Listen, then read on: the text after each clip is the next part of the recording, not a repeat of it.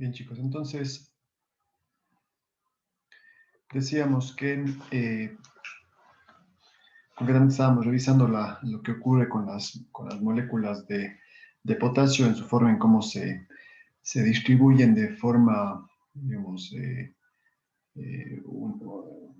desigual dentro de la neurona y fuera de la neurona. Y decíamos pues, concretamente que igualmente con el objetivo de mantener las altas concentraciones de potasio dentro de la neurona en reposo, pues ahí también entra en juego un tercer elemento que es el transporte activo que permite que mediante la bomba de sodio y potasio las moléculas de potasio vuelvan a ser reinsertadas a la misma velocidad con las que fueron expulsadas hacia afuera. ¿Listo? Y eso decíamos pues que el objetivo es mantener las altas concentraciones de potasio dentro de la membrana celular, que es parte de lo que tiene de esta estabilidad que debe existir en el potencial de reposo, pues donde tiene que existir más cantidad de moléculas de potasio dentro que fuera. ¿Listo?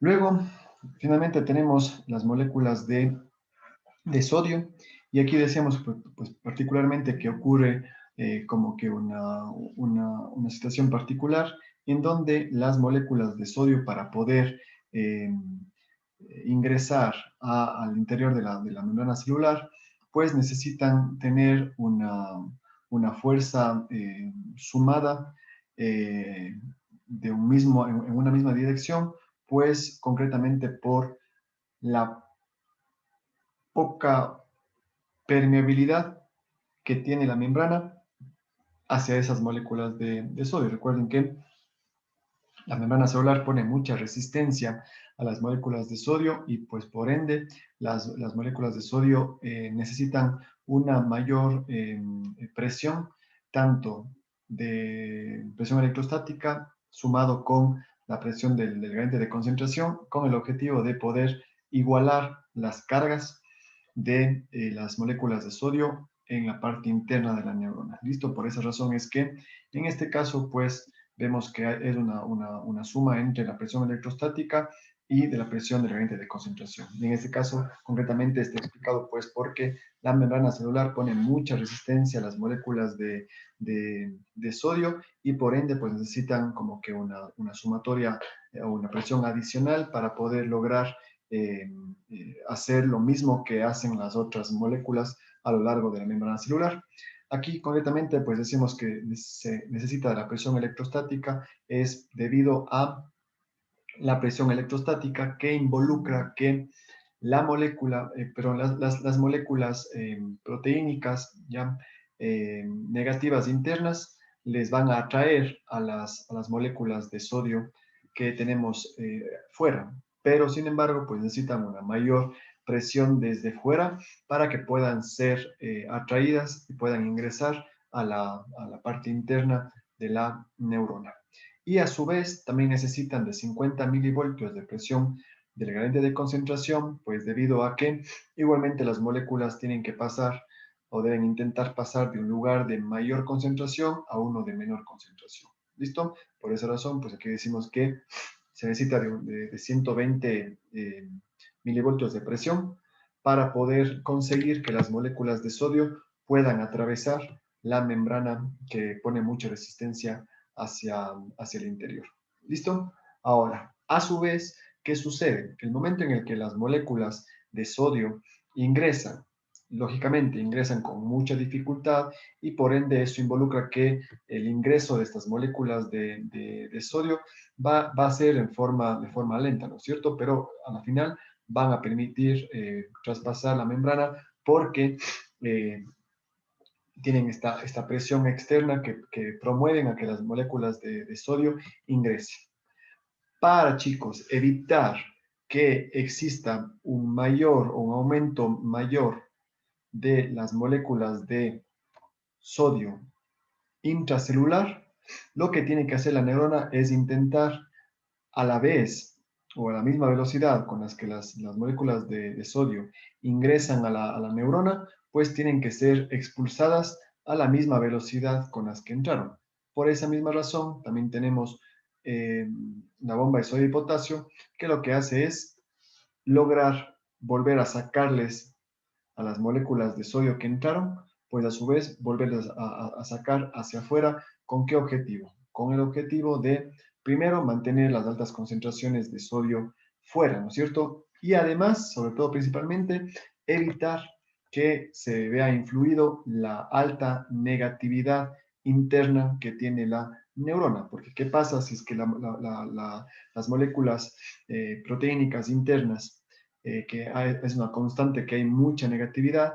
¿Qué pasa si es que empieza a haber un flujo mayor de iones de sodio al interior de la neurona? Pues corre el riesgo en que se mantenga esta alta negatividad necesaria para el potencial de reposo. ¿Listo? Por esa razón, pues lo que tiene que hacer la bomba de sodio y potasio es expulsarlas mediante un sistema de transporte activo, porque tienen que ir en contra del gradiente de concentración, por la razón de que acá tenemos menos cantidad de moléculas de sodio y acá tenemos más moléculas de sodio, pues por ende las moléculas tienen que moverse de un lugar de menor concentración a uno de mayor concentración, y por eso pues necesitan gastar energía para cumplir ese cometido. ¿Listo? Dígame, Alexandra. Profe, no sé si entendí bien, la bomba de sodio, potasio, se podría decir, bombea los iones, estos mismos iones, solamente por el hecho que son positivos, ¿verdad? Los de cloro no, porque son negativos. Eh, Concretamente, no es que sea estrictamente porque sean positivos o negativos, Alexandra. Aquí la explicación es que siempre hay que pensar cuál es el objetivo del potencial de membrana en reposo, es decir, cuáles son las condiciones que la neurona debe tener para mantener su estado de reposo. Y básicamente es, pues, mantener la alta negatividad interna de la neurona.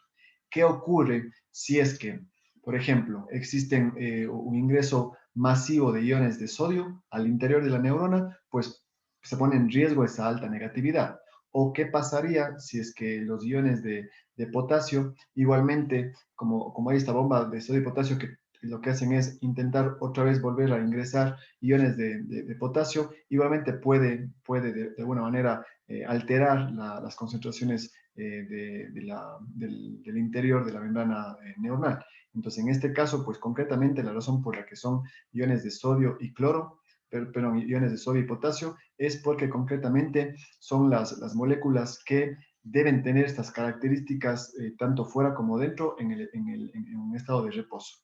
Los iones de cloro pues no tienen ninguna incidencia en este punto, concretamente porque la permeabilidad de la membrana pues hace que las moléculas se muevan con mucha más facilidad, ¿ya? Y en este caso pues no tiene que ocurrir ningún tipo de proceso adicional. En cambio, las moléculas de potasio y de sodio necesitan cumplir, digamos, este proceso de pasar moléculas de un lugar de menor concentración a uno de mayor concentración, para intentar siempre pensemos eso, siempre para conseguir mantener la alta concentración de moléculas de potasio y de cloro, de potasio y de sodio, dentro y fuera de la neurona. Sí existen en realidad, Alexandra, ciertos procesos concretos que ayudan a regular las moléculas de cloro. También existe, pero no son procesos que son muy estudiados, digamos, como de características generales, porque hay que pensar que todas las moléculas, esas no son las únicas moléculas, existen otras moléculas más en la actividad neuronal. Sin embargo, estas cuatro, incluidas las moléculas proteínicas, son las que explican el estado de reposo de la neurona. ¿Listo? Entonces, en su mayoría, las moléculas de sodio y potasio son aquellas que tienen que modificar su concentración, y que cuando estas moléculas tienen que pasar a través de un proceso en donde tienen que ir de un lugar de menor concentración a uno de mayor concentración, pues lógicamente necesitan de un gasto de energía, y por ende pues tiene que activarse la bomba de sodio y potasio. ¿Listo? Pero también existen, ¿verdad, Alexandra, procesos dentro de las moléculas de cloro que también de alguna manera ayudan a regular esos procesos? Sin embargo, la bomba de sodio y potasio es la que más se estudia para entender la forma en cómo la neurona siempre busca mantener las altas concentraciones de sodio y potasio en un lugar específico, y además de eso promueve pues mantener siempre una negatividad constante e interna que es parte fundamental de la, de la, del potencial de la membrana en reposo. ¿Listo? Ya, profe, muchas gracias. Ahora, ¿por qué chicos decíamos que, por qué razón hay esta relación de que de cada dos iones de potasio que ingresan, 3 salen? Hay esta proporción concreta que los investigadores fueron fijándose que ocurría. ¿Y por qué decíamos que no puede pasar, digamos, en otra relación de 3 a 3, por ejemplo? Porque no son iguales la cantidad de moléculas que ingresan a las que salen. ¿Por qué decíamos que es eso? Es porque los iones de sodio eh, difícilmente pasan la membrana celular. Entonces necesita ver, bueno, creo que es porque entonces como los de potasio pasan más fácilmente, entonces como que van más rápido. Y se necesita como igualar esto, algo así. Más o menos, por ahí va. ¿Qué más? ¿Por qué otra razón creen ustedes que hay esta diferencia en proporción de cantidad de moléculas de sodio que sale, que entra? ¿Y por qué razón no es 3-3? Sería más fácil, ¿no? Decir que sea un poco medio en proporciones iguales.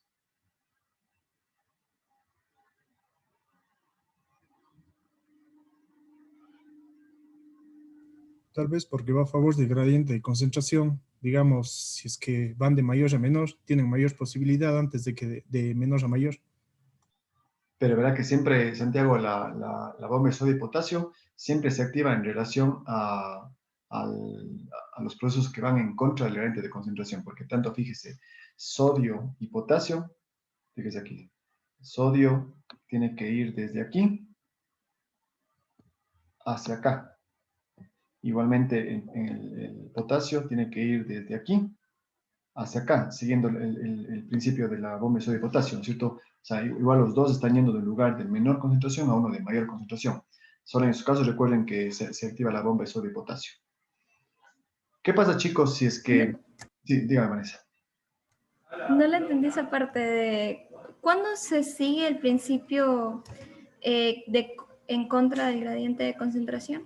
Ya, verá, el principio, digamos, normal que siguen las moléculas en base a este principio del gradiente de concentración siempre es que las moléculas tienden a irse del lugar de mayor concentración a uno de menor concentración.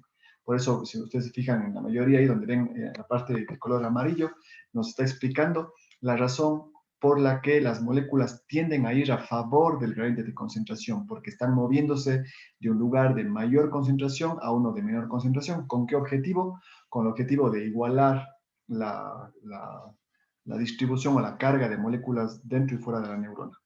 ¿Ya? Eso es ir a favor del gradiente de concentración. En cambio, las moléculas de potasio y de sodio, concretamente explicando en ese sentido que decimos que las moléculas de sodio que están entrando, hay que pensar, chicos, que a pesar de que ocurra esto, de que las moléculas de sodio empiezan a ingresar con poca, digamos, con poca facilidad al interior de la neurona, pero logran hacerlo, sigue siendo, chicos, o sigue ocurriendo que afuera va a existir más cantidad de sodio constantemente. Siempre va a ocurrir eso, ¿listo? Y acá menos. Entonces, ¿qué ocurre? Como las moléculas de sodio que ingresaron deben intentar volver a salir para poder mantener las altas concentraciones de sodio fuera, ¿ya? Y de esa manera, pues mantener el estado natural de reposo y a su vez también evitar de que ingresen muchas moléculas de sodio y eso que haga, altere la alta negatividad interna. Las moléculas de sodio que ingresaron, que lógicamente va a haber, siempre va a estar en menor cantidad dentro de la neurona, tienen que volver a salir, chicos. Pero para volver a salir, ¿qué tiene que pasar? Tienen que ir de un lugar de menor concentración a uno de mayor concentración. ¿Qué significa eso? Que tienen que ir en contra del gradiente de concentración. ¿Listo? Porque no están yendo del lugar de mayor a menor, están yendo del lugar de menor a mayor. Para ese cometido necesitan la neurona gastar más energía. Y eso, pues, ¿cómo lo hace? No lo hace de manera natural como vimos antes, esos procesos que simplemente las moléculas se mueven fácilmente de un lado a otro, sino que en este caso la neurona tiene que activar unas proteínas y unas enzimas que están ubicados a lo largo de la membrana celular y que eso corresponde de manera general, chicos, a esta bomba de sodio y potasio, que es un mecanismo que lo que promueve es ayudar a que las moléculas se muevan de un lugar de menor concentración a uno de mayor concentración. Y en este caso, la lógica es pensar que están yendo en contra del gradiente de concentración y por eso pues necesitan un gasto de energía y eso, chicos, es el transporte activo. Recuerden, el transporte activo es eso, es mover las moléculas de un lugar de menor concentración a uno de mayor concentración. Y eso, chicos, ese tipo de características solo ocurre en las moléculas de sodio y de potasio principalmente, ¿ya? Porque las moléculas para volver a regresar al lugar en donde hay mayor concentración, las moléculas pues tienen que ser movidas con un mecanismo activo que se conoce como la bomba de sodio y de potasio. ¿Listo, Vanessa? Ya, muchas gracias. ¿Ya? Entonces, Santiago, concretamente, no sería la explicación eso, ¿ya? Porque las dos moléculas se mueven en contra del gradiente de concentración. Por ende, pues los dos necesitan un gasto de energía. ¿Qué pasa, chicos, si es que nosotros decíamos que el objetivo de la bomba de sodio y potasio es mantener las concentraciones estables de las moléculas, chicos, ¿ya? Es decir, la bomba de sodio y potasio promueve a que se mantenga siempre estable la mayor cantidad o la mayor distribución de proteínas, de moléculas de sodio fuera, la mayor cantidad de moléculas de potasio dentro, ¿listo? Y que lógicamente se mantenga siempre estable esta alta negatividad interna. ¿Qué pasa? Como decimos, ¿qué pasa si es que ingresan muchos iones de sodio, ¿ya? ¿Qué pasa si es que ingresan muchos iones de sodio dentro de la neurona, ¿ya? Si solo decimos que estas moléculas de sodio están ingresando tal vez, así sean con mucha dificultad, pero lo están haciendo, va a llegar a un punto, chicos, en que adentro va a quedar concentrados muchos iones de sodio. ¿Y eso qué dificulta? Pues promueve o altera la alta negatividad interna de la neurona. Y eso, pues eso no es natural, digamos. La neurona siempre tiene que mantener un valor estable dentro aproximado de los menos 70 milivoltios. ¿Listo? Entonces, para evitar eso, chicos, para evitar que el interior de la neurona se cargue de moléculas de sodio positivas, lo que tiene que hacer la neurona es volverles a expulsar a estas moléculas de sodio hacia afuera. ¿Listo?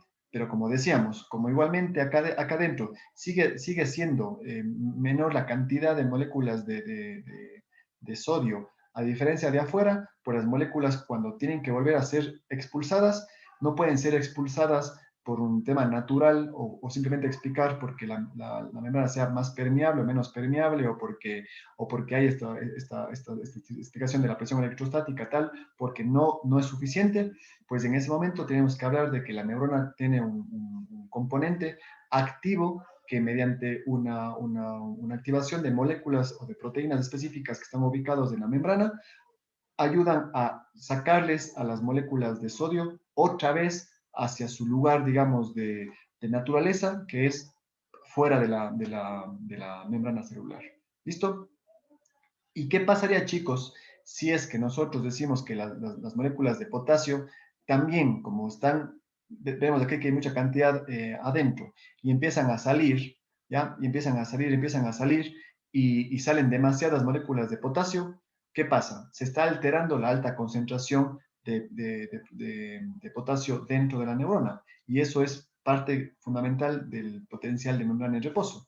Entonces, para que no ocurra eso, chicos, para que las moléculas de potasio se mantengan estables más o menos en mayor proporción dentro de la neurona, tienen que volver a ser reinsertadas las moléculas de potasio que salieron, ¿no es cierto? Y como igualmente las moléculas están yendo de un lugar de menor concentración a uno de mayor concentración, pues igualmente se activa la bomba de sodio y potasio, ¿ya?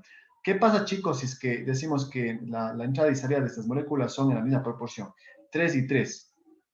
Pues lamentablemente no estamos haciendo ningún cometido. Estamos haciendo como que sumamos 3, restamos 3, sumamos 3, restamos 3. Pero ¿qué pasa a la final, chicos, de eso? Es que las moléculas de sodio van a seguir entrando, las moléculas de potasio van a seguir saliendo. ¿Qué termina pasando eso? Que no estamos en ningún punto manteniendo estable esta alta negatividad interna, porque si estamos sacando 3 y estamos metiendo 3, es casi igual que hacer nada, ¿cierto? Es como hacer una resta y queda en 0, y a la final termina siendo que internamente las moléculas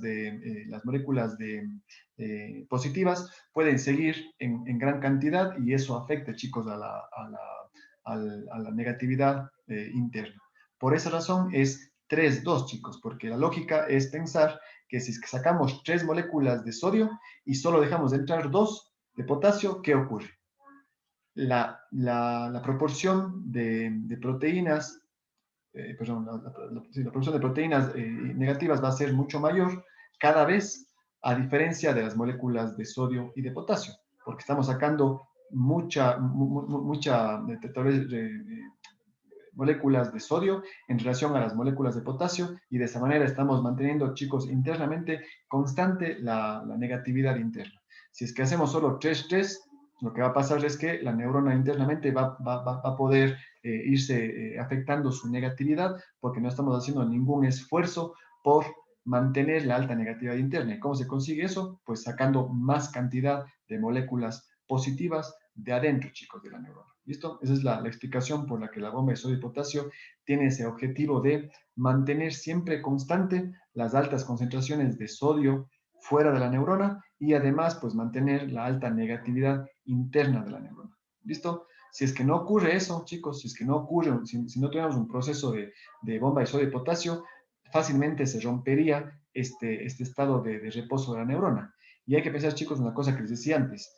La bomba, el potencial de membrana en reposo es la característica esencial de cualquier neurona. Es decir, esa es su característica natural de toda neurona. Entonces, la lógica es que tiene que haber procesos que siempre mantengan estables los valores para evitar romper el potencial de membrana en reposo. Que eso, chicos, vamos a ver después que sí ocurre. El romper esta negatividad interna de la neurona es posible, pero eso está explicado ya en procesos mucho más allá, que vamos a ver que está explicado por esta generación de potenciales de acción, que es cuando las neuronas, por ejemplo, se excitan, es decir, cuando las neuronas reciben una señal que le dice tienes que activarte, y la neurona se despierta, genera un potencial de acción y manda otra señal a otras neuronas, y así se enciende, entre comillas, un circuito nervioso, por ejemplo, ¿ya? Pero en sí, chicos, esa neurona que ya mandó una señal va a tener la tendencia a regresar otra vez a su estado de reposo. Entonces, lógicamente, necesitamos de procesos bastante concretos que promuevan siempre, chicos, mantener el estado de reposo.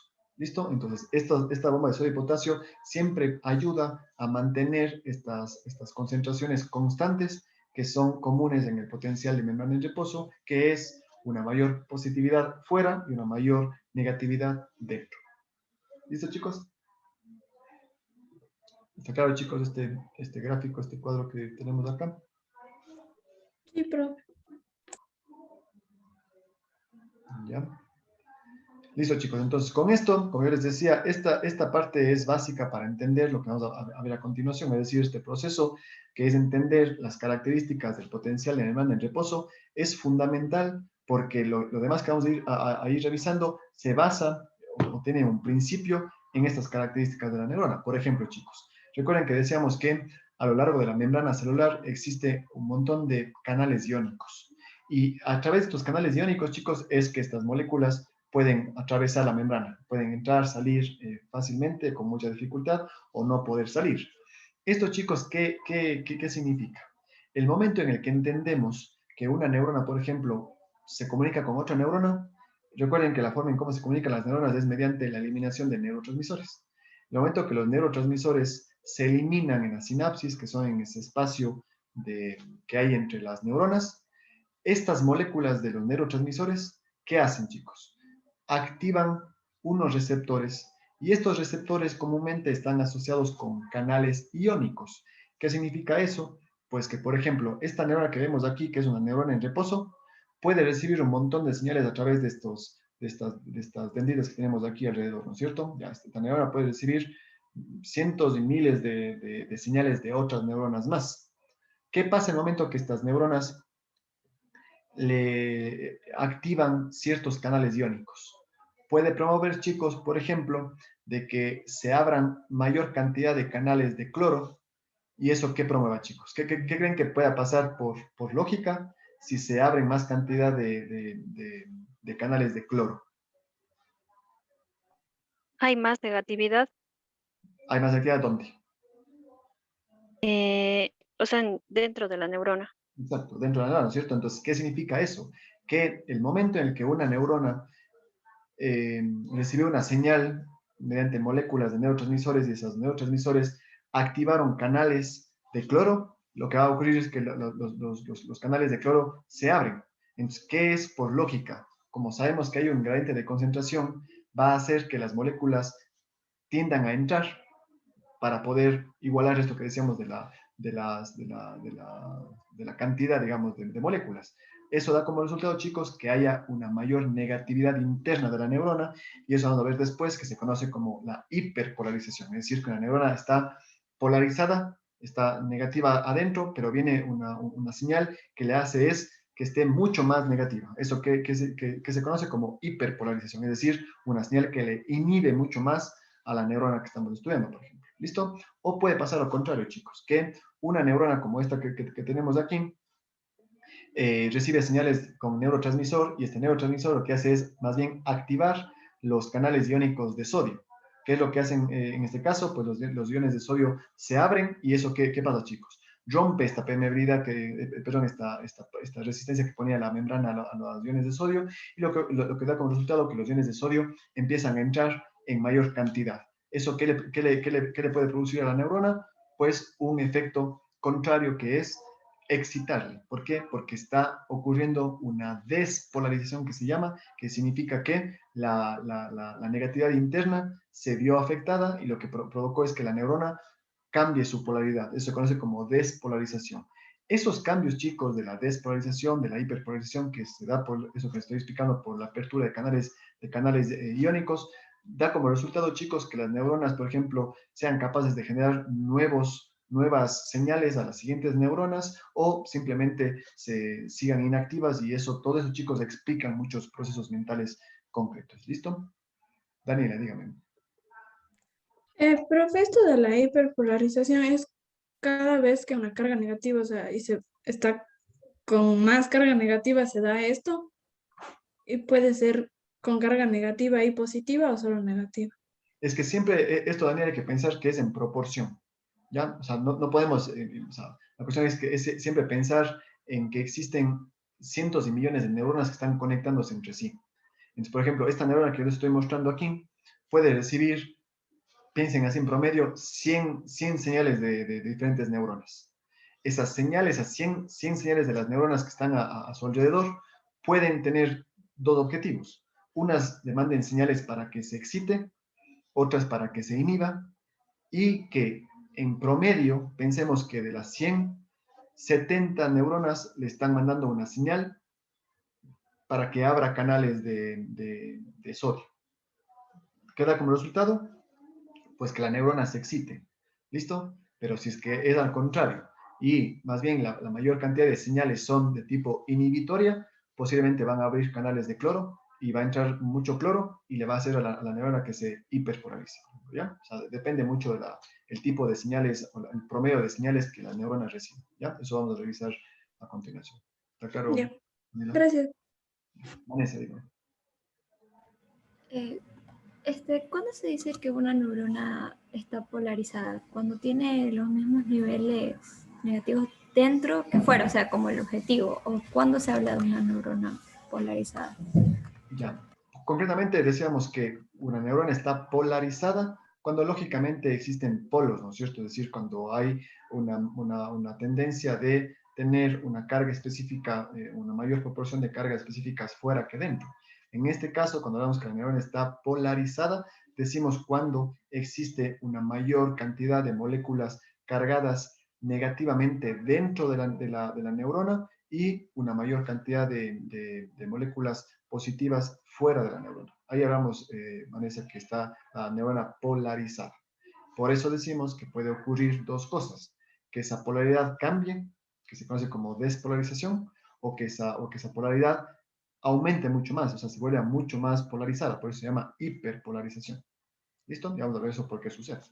Y profesor, ¿una neurona polarizada siempre va a estar en reposo? ¿Sí? Porque eso decimos que es la característica básica, Vanessa, de las neuronas. Las neuronas como característica natural siempre es buscar el reposo, siempre. ¿Ya? Porque piense usted que sea lo contrario, que las neuronas siempre estén súper activas. Fuera imposible pensar nuestro comportamiento, porque seguramente nuestro comportamiento sería totalmente activos todo el tiempo, es decir, pensando, hablando, moviéndonos, y eso no es así, ¿no es cierto? Piensen ustedes en ejemplos concretos, chicos. Yo ahora estoy hablando, ¿no es cierto? Pero llega un momento dado en que yo me callo. ¿Qué significa que pasó, chicos, ahí? En el momento que yo estoy hablando, la lógica es que se están activando muchos grupos de neuronas de mi cerebro, pero a la vez puede ocurrir que el momento en el que esas neuronas dejan de mandar señales, quiere decir que se elimina el comportamiento. En este caso es cuando, por ejemplo, yo me callo, ¿ya? Entonces hay que pensar siempre que la tendencia de las neuronas es siempre a mantenerse en reposo, ¿ya? Pero lógicamente, como el sistema nervioso funciona en base a la transmisión de señales nerviosas, pues constantemente hay muchas neuronas que están activándose, están generando o transmitiendo disparos o señales nerviosas, pero siempre la tendencia es que el momento que la neurona hizo esa acción de mandar una señal, esa neurona como tal vuelve otra vez a un estado de reposo. Y así sucesivamente. ¿Listo? Ya, muchas gracias. Listo, chicos. Entonces, ya he explicado esto, pues vamos a ver la siguiente parte que corresponde a bueno, aquí tenemos ustedes una imagen un poco también asociada con lo que estábamos revisando, simplemente eso, los canales iónicos, si ven que hay canales para ciertas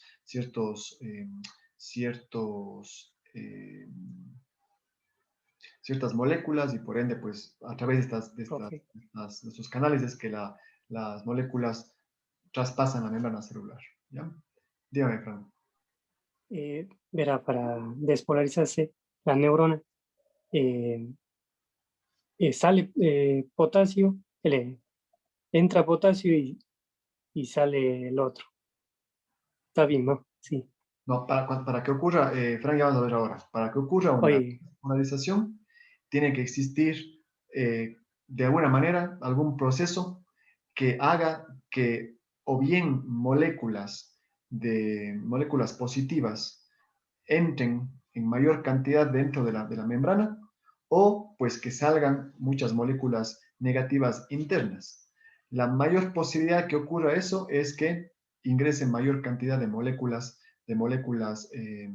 positivas de sodio de afuera hacia adentro, ¿ya? Y eso produce pues que la negatividad interna cambie porque se está cargando de mucha proporción de moléculas positivas y eso pues cambia esta polaridad que decimos que se conoce como despolarización. ¿Listo? Bien, entonces, el siguiente tema, sí, Dayan, dígame. Profesor, entonces, ¿cuáles serían los factores que influyen dentro de esta hiperpolarización?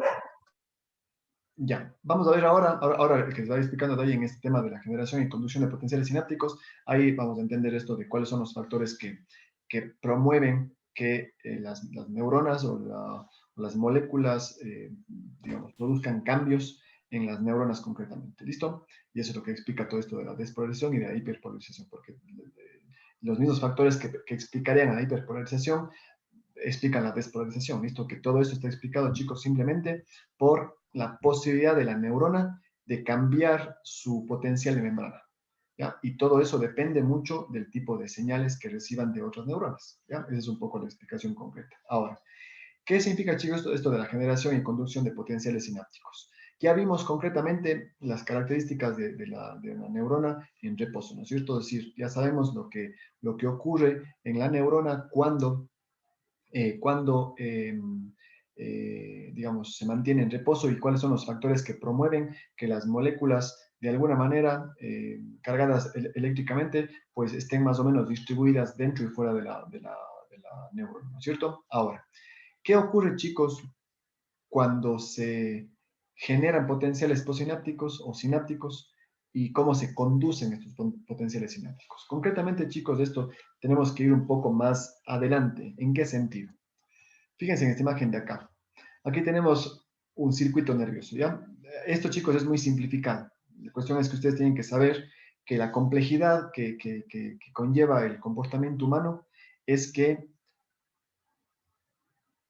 está explicado por la activación, cualquier tipo de comportamiento. Piensen ustedes de las cosas más básicas, entre comillas, como el movernos, hasta cosas más complejas, igualmente entre comillas, porque todo proceso es complejo. ¿Conlleva qué? Conlleva la activación de circuitos nerviosos, ¿no es cierto? Es decir, tenemos un montón de circuitos nerviosos en nuestro cerebro que controlan todas las funciones mentales. El caminar, el movernos, el pensar, el hablar, el dormirnos, el despertarnos, el pensar, etc. ¿Listo?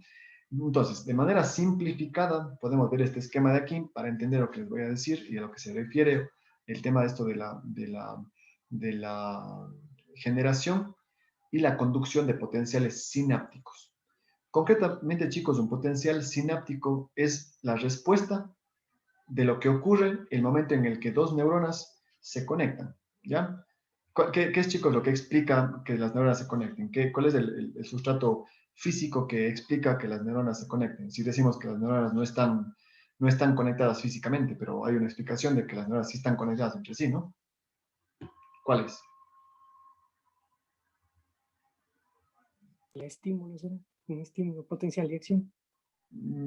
Ya, pero eso genera algo más. Está bien, un estímulo produce, ¿no es cierto?, que un grupo de neuronas se genere cambios en su actividad electrofisiológica, electroquímica.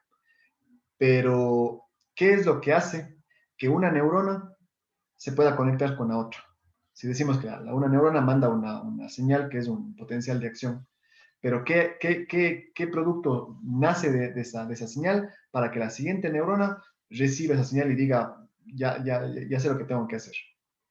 Los neurotransmisores. Exacto, ¿ya? Los neurotransmisores. Profesor, Sí, ¿puedes volver a explicar lo que es el potencial sináptico? ya No lo lo entendí. Bien, algunos compañeros tal vez se van a estar conectando, pero no pasa nada, Marcela. Si tienen clase a las 7 y pues se han conectado un poco antes, no pasa nada, pero bueno, es mejor que se conecten a la hora que es para que no estén medio perdidos después, ¿ya? Concretamente, lo que es un potencial sináptico es lo que ocurre, ¿ya? Lo que produce el momento en el que una neurona manda una señal a otra neurona. ¿Listo? Es decir, el resultado de lo que una neurona quiere decirle a la otra, ya pensemos así, eso da como resultado un potencial sináptico, es decir, cuál es el efecto que pueda tener el momento en el que las neuronas se conecten entre sí. Fran dice que, pues, lo que explica la forma en cómo las neuronas se conectan es el potencial de acción, ¿ya? No es concretamente lo que explica en sí la conectividad. Tiene relación con eso, pero concretamente lo que explica la conexión entre neuronas, chicos, no es más que la liberación de neurotransmisores, ¿no es cierto? Ya. Y los neurotransmisores, recuerden que se libera en la hendidura sináptica y que pues a partir de eso se conoce como sinapsis, ¿no es cierto? Es decir, la sinapsis es la comunicación entre dos neuronas. Y esto se produce concretamente en el espacio que hay entre un botón terminal, que vemos aquí, esto de color amarillo, el botón terminal, que es parte del axón, y la dendrita, que está ubicado aquí, ¿no es cierto?, en esta parte de la neurona que vemos a continuación, ¿ya? Entonces, el potencial sináptico se da como resultado de la acción que tenga este neurotransmisor con los receptores siguientes, ¿ya? Porque recuerden que decíamos que la membrana o la neurona postsináptica tiene características, así como la neurona presináptica tiene características. Decíamos que la neurona presináptica se encarga de qué, chicos? ¿De qué se encarga la neurona presináptica? De almacenar los neurotransmisores. Ya, pero algo más allá. De enviar. De enviar. De enviar, ¿no es cierto?, una señal a las siguientes neuronas, ¿no es cierto? Ya. Entonces, ¿cómo lo hacen? Pues sabiendo que el momento en el que el neurotransmisor está guardado en las vesículas, el momento en que se generó lo que decía Fran, un potencial de acción, que es una descarga, chicos, una señal eléctrica que viaja como si fuera un cable eléctrico a lo largo del axón, y lo que hace es que las vesículas se abran y el neurotransmisor se elimine en el espacio sináptico. ¿Listos? Vamos a ver después un poco más de manera concreta. ¿Listo? ¿Qué pasa, chicos, en el momento en que ese neurotransmisor se eliminó en el espacio sináptico? Lo que da como resultado es que ese neurotransmisor va a interactuar con receptores postsinápticos. ¿Qué hacen, chicos, la neurona en general, la neurona postsináptica? Recibir. Exacto, ¿cierto? Recibe señales de otras neuronas. Entonces, cuando decimos que recibe señales de otras neuronas, pues concretamente da como resultado de que esa neurona postsináptica que recibe una señal, lo recibe a partir de unos receptores especializados. Estos receptores especializados van a provocar, chicos, la apertura o el cierre de canales iónicos, ¿ya? Y eso queda como resultado, chicos, que las moléculas que acabamos de revisar, que son como que las moléculas típicas que hay en cualquier tipo de neurona, puedan producir cambios en la actividad de la neurona, ¿no es cierto? Es decir, porque si entran moléculas iónicas de una molécula específica o salen moléculas de una molécula específica, eso puede producir o alterar ¿qué? El potencial de membrana en reposo de la neurona que está recibiendo la señal, ¿no es cierto? Entonces, chicos, un potencial sináptico, pues concretamente es el resultado de lo que se dé por la conexión entre una neurona presináptica y la neurona postsináptica. Por eso se llama potencial sináptico, es decir, qué tipo de potencial, cuando hablamos, chicos, de potencial, no es más que el tema electroquímico, ¿no es cierto? Es decir, que haya cambios en las características eléctricas de las neuronas, y eso pues normalmente dan como resultado, chicos, varias cosas que vamos a revisar a continuación, ¿ya? Cuando decimos, chicos, generación y conducción de potenciales sinápticos, significa concretamente que la generación quiere decir en qué momento se genera un potencial, ¿no es cierto? Y eso, pues concretamente, vimos que una neurona en reposo se mantiene constante en un estado neutro, digamos, ¿ya? Pero la lógica, chicos, es saber que una neurona puede recibir señales de otras neuronas más que le pueden activar esa neurona. Y eso da como resultado, pues, que esta neurona que estamos estudiando cambie en sus características, y eso da como resultado un nuevo disparo, una nueva señal a nivel de la actividad nerviosa. Por ejemplo, chicos, aquí vean esta imagen de aquí.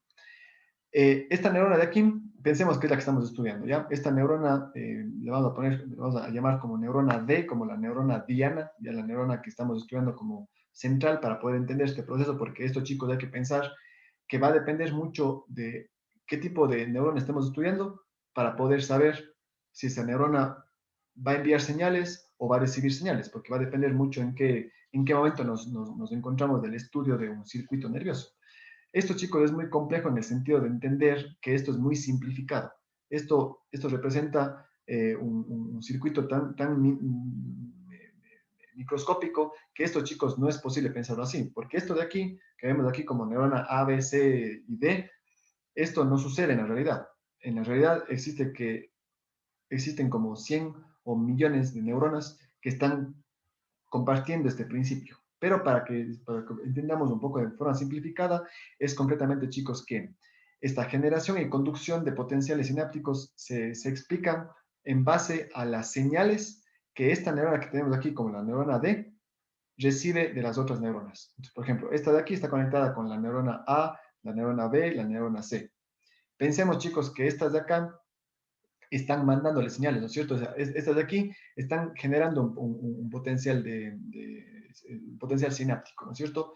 ¿Mediante qué, chicos? Pues mediante ya un proceso que tuvo que darse anteriormente de que esta neurona, la A, la B y la C, generaron lo que se conoce como una señal, una señal sináptica, es decir, una descarga o un potencial de acción que se llama, que no es más, chicos, que la descarga de un impulso nervioso que viaja así, mire, viaja a lo largo del axón hasta acá. Igualmente la neurona A se generó un potencial de acción que es una señal nerviosa que viaja a lo largo de la membrana hasta llegar acá, igualmente la neurona C. ¿Listo, chicos? Pero, ¿qué podemos pensar aquí? Esta neurona D que estamos estudiando, que estaba en reposo, está recibiendo una información de la A, de la B y de la C. Pero si aquí nos fijamos, chicos, entre estas tres, podemos tener en cuenta que el tipo de señales son diferentes. Y concretamente podemos pensar en dos. La A y la B están queriendo excitar. ¿Listo? Por eso está en azul. Están queriendo excitar. Es decir, le están queriendo que exista un cambio en su potencial de reposo. Es decir, que no esté en reposo, sino que se despierte. ¿Listo? Pero también existe otra neurona que también está mandando una señal, pero que es de tipo inhibitoria. Es decir, le está haciendo que, en teoría, se hiperpolarice, ¿no es cierto? Es decir, se mantenga en reposo. Pero, ¿qué pasa, chicos, en este caso? En proporción, ¿qué hará esta neurona D en relación a la respuesta que reciba de otras neuronas? Se hiperpolariza. No se hiperpolariza, porque eso que significaría que se vuelve más negativa. Y estamos viendo que la A y la B le están queriendo Se excitar. No, se despolariza. excita. Exacto. ¿Se No, excita? despolariza, sí, sí. ¿Cómo? Se despolariza o excita, decía también la compañera. Le despolariza. ¿Ya? Es decir, esta neurona A y esta neurona B le están diciendo a esta que tiene que activarse. Pero la neurona C está intentando provocar que no se excite. Pero ¿qué pasa, chicos? En proporción, hay más neuronas que están mandando señales de tipo excitatorio a esta neurona de aquí, ¿no es cierto? Entonces, por ende, el resultado va a ser que esta neurona D, pues, se excite en sí. ¿Listo? A pesar de que reciba muchas señales también inhibitorias, pues en proporción va a haber más cantidad de señales que intenten excitar. Eso, chicos, entonces, concretamente, cuando hablamos de este proceso es que el momento que una neurona dispara una señal, que esto ya es lo que estamos revisando, se liberan neurotransmisores, ¿no es cierto? En el espacio sináptico, en la hendidura sináptica. El momento que esas moléculas interactúan con receptores postsinápticos, estos receptores postsinápticos que decíamos, están asociados con canales iónicos.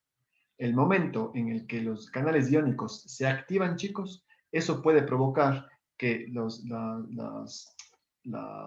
canales iónicos se abran o se cierran. ¿De qué canales iónicos estamos hablando, chicos? De los canales iónicos dependientes para el calcio, el cloro, el sodio, el potasio, por ejemplo, y por ende, chicos, ese proceso que hace que se abran canales o se cierren canales va a provocar que la siguiente neurona se despolarice o se hiperpolarice, chicos, ¿ya? Que significa, ya lo que hablamos antes, que se despolarice, significa que haya un cambio en la polaridad. ¿Cómo decíamos que se consigue eso? Pues permitiendo que entre más cantidad de moléculas positivas adentro de la neurona y eso le hace pues que haya un cambio, se vuelve más positivo dentro y más negativo fuera. En cambio, si es que la neurona lo que hace es abrir canales para que entre más cantidad de moléculas negativas, la neurona se dice que se hiperpolarizó, porque se volvió mucho más negativa o mucho más polarizada de lo que estaba antes. En este caso es porque hay más negatividad interna. ¿Listo, chicos? Eso vamos a ir revisando mañana o la próxima clase de manera más concreta este tipo de procesos. Les adelanto, chicos, que ya en la próxima clase les daré indicaciones de un trabajo que vamos a hacer en grupo sobre todo este tema de la parte esta de la unidad 4 sobre la parte de la conducción neural y la transmisión sináptica, que es todo lo que estamos revisando, chicos, ¿ya? Entonces vamos a hacer un trabajo que va a ser más o menos extenso, pero que eso va a ser el trabajo que va a representar los puntos del aprovechamiento en cuanto al trabajo. Solo un trabajo que va a ser el video.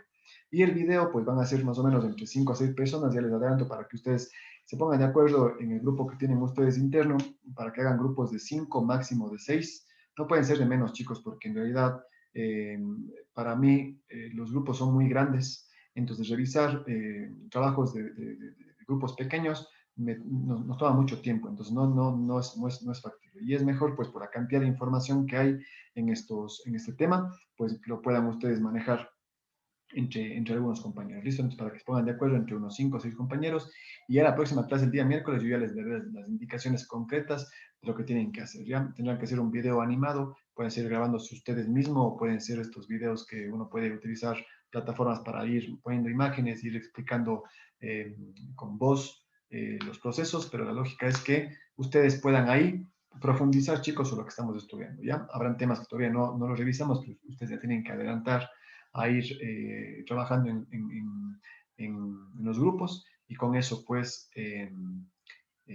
completamos este tema que es un poquito largo, chicos, ¿listo? Entonces, vamos a intentar avanzar lo más pronto que podamos, pues, sobre todo porque a veces sucede que por el tema de la virtualidad nos damos cuenta que el tiempo nos pasa y a veces se nos queda corto y tenemos que avanzar en diferentes temas. ¿Listo, chicos? Y este tema es un poquito el más largo de todos por las características o por todas los componentes que hay dentro de la materia. ¿Listo?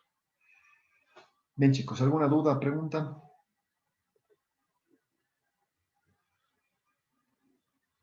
Bien, Dentro de los grupos, ¿será que podría haber un grupo de 7? Solo Hay que sumar, pues, Vanessa. Primero tienen que ponerse de acuerdo primero a ver si es que hay grupos de 5 o 6, si es que por alguna cosa quedan estudiantes sobrando y se puede incluir uno más, perfecto. Pero por ahora intenten hacer de 5 a 6, ¿ya? Listo, chicos. Entonces, dejamos ahí. Para el día miércoles, pues vamos revisando este tema que estamos viendo ahora. Les pido, por favor, chicos, que siempre intenten leer en la casa de ese tiempo para leer la información del libro, porque es importante también con eso aclararnos más. Y cuando estamos en clases se nos hace mucho más fácil entender cuando ya hemos leído previamente a solo escuchar una explicación de un tema que tal vez es complejo y no tenemos mucha base. Pero cuando leemos, en realidad, chicos, a la par, eso es una buena estrategia para que no tengan mayor problema en ese sentido. ¿Listo? Bien, chicos, nos vemos entonces el día miércoles, ¿ya? Gracias, profe. Gracias, profe. Gracias, profe. Profe. Gracias, profe. Gracias, profe. Chao. gracias.